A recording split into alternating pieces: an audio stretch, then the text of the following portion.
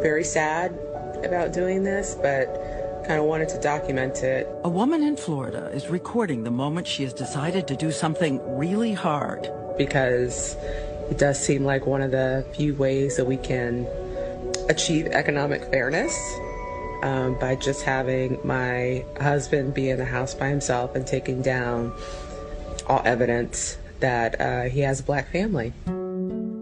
Her name is Abina Horton. She is a labor and employment attorney, and this is her husband, Alex Horton, an artist. Last June, they set out to get an appraisal of their home in Jacksonville, Florida, hoping to refinance and pay down the mortgage. A home filled with books and photos and love. Her family, his family. But when the appraiser came, Abina was there and said she felt something unsettling. It clicked in my mind almost immediately.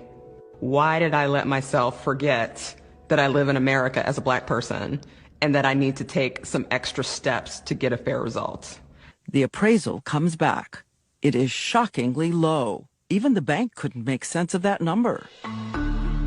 So she decided to get a second appraisal with a new appraiser. Same house, but something different. Back with another edition of the things that we are taking down from our walls. Pictures of me, Black Panther. The primary thing that we did was remove both me and my son from the home. When you're doing this, what does that do to the spirit? It's crushing the spirit, of course. I'm ashamed of it. I'll be honest. I'm ashamed of the fact that my son will see that this is something that I did.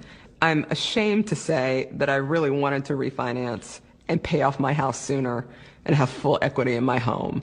And so I was willing to put up with that indignity to do it because I knew it was going to be effective. She took down all the photos of her family, replacing them only with photos of her husband and his white family. And he is the person in the home when the new appraiser comes. And when the second appraisal comes back, the value of their house has shot up more than $100,000, a 40% increase. It was primarily financial relief. And then I think it was about 15 seconds later when the tears came, because we realized just how much more removing that variable increased the value of our home. To know just how much, me personally, I was devaluing the home just by sitting in it, just by living my life, just by paying my mortgage, just by raising my son there. Andre Perry, a fellow at the Brookings Institution, studies the effects of discrimination in housing. What we found after controlling for education, crime, walkability, that homes in black neighborhoods are devalued by 23%, and accumulatively, that's about $156 billion in lost equity. So we ask, what will these parents tell their 6-year-old son? I'm going to be transparent with him. But do you worry it will in some way make him trim his sails?